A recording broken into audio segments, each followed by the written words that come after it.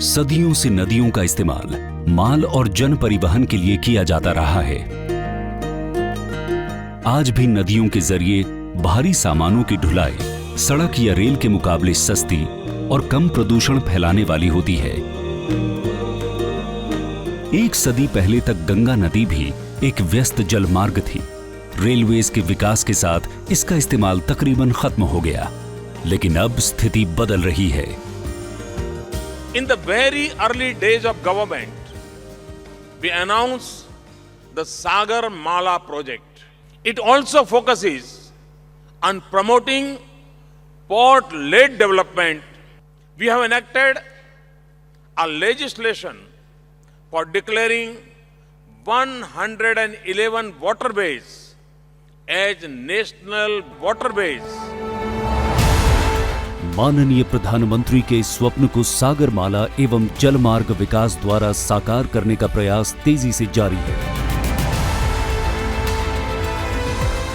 गंगा नदी पर राष्ट्रीय जलमार्ग 1 का विकास इसी प्रयास का हिस्सा है। हालांकि तीर्थराज प्रयाग से हल्दिया तक लगभग 1620 किलोमीटर के हिस्से को सन 1986 में ही राष्ट्रीय जलमार्ग घोषित किया गया, लेकिन इसके विकास की दिशा में कोई खास प्रगति नहीं हो पाई। परंतु वर्तमान सरकार के आने के बाद इस जलमार्ग के विकास के लिए समन्वित प्रयास किए जा रहे हैं। जलमार्ग विकास परियोजना के तहत पहले चरण में राष्ट्रीय जलमार्ग 1 के वाराणसी से हल्दिया तक 1390 किलोमीटर हिस्से को विश्व बैंक के तकनीकी और आर्थिक सहयोग से विकसित किया जा रहा है। इस परियोजना की लागत 5369 करोड़ रुपए है। इसके तहत जलमार्ग सुधार जैसे नदी की गहराई और चौड़ाई बढ़ाना, नौवहन साधनों का विकास, वाराणसी, साहिबगंज और हल्दिया में मल्टी मॉडल टर्मिनल का निर्माण, तटबंध सुरक्षा संबंधी कार्य तथा LNG जलयानों की आवाजाही से जुड़ी सुविधाओं का विकास किया जाएगा। राष्ट्रीय जलमार्ग 1 उत्तर प्रदेश, बिहार, झारखंड और पश्चिम बंगाल को 1720 किलोमीटर लंबे भारत बांग्लादेश के प्रोटोकॉल मार्ग से बांग्लादेश से तो जोड़ेगा ही, साथ ही इन राज्यों को 882 किलोमीटर लंबे राष्ट्रीय जलमार्ग 2 के जरिए उत्तर पूर्वी भारत से भी जोड़ देगा। जलमार्ग 1 के अंतर्गत विभिन्न परियोजनाओं ने आकार लेना शुरू कर दिया है। वाराणसी, साहिबगंज और हल्दिया में मल्टी मॉडल टर्मिनल निर्माण के अलग अलग चरणों में है।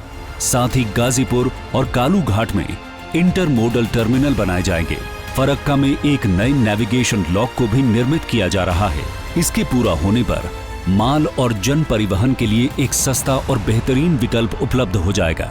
संबंधित राज्यों में व्यापार और रोजगार के नए अवसरों के सृजन होने के साथ परंपरागत ईंधन की कम खपत के कारण पर्यावरण को बेहतर बनाने में भी मदद मिलेगी।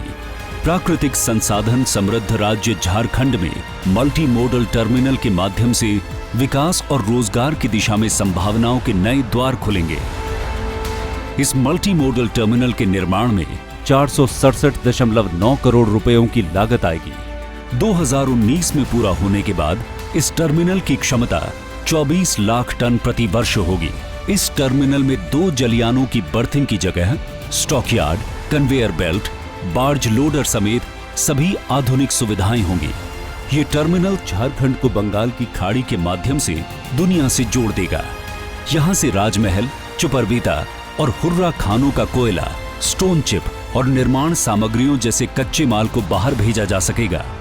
साथ ही खाद, सीमेंट और चीनी भी अब छोटे मालवाहक पोतों से भी राज्य से बाहर जा सकेंगे। साहिबगंज क्षेत्र में मल्टी मॉडल टर्मिनल विकास की नई आशा है, क्योंकि स्थानीय स्तर पर रोजगार के 1.5 लाख नए अवसर पैदा होंगे। बेहतर नदी परिवहन से निवेश बढ़ना तय है, जो कि अंततः राज्य के विकास को एक नया आयाम देगा। साहिबगंज की अनूठी रो व्यवस्था लगभग 120 किलोमीटर की सड़क यात्रा कम करके सड़क पर दबाव कम करने के साथ कार्बन फुटप्रिंट घटाने का काम भी कर रही है। इस तरह की रो सेवा 4 अन्य स्थानों पर भी शुरू की जाएगी। सन 2022 में पूरी तरह बहाल हो जाने के बाद राष्ट्रीय जलमार्ग 1 भारत की सांस्कृतिक पहचान गंगा नदी के लिए एक नया सवेरा लेकर आएगा।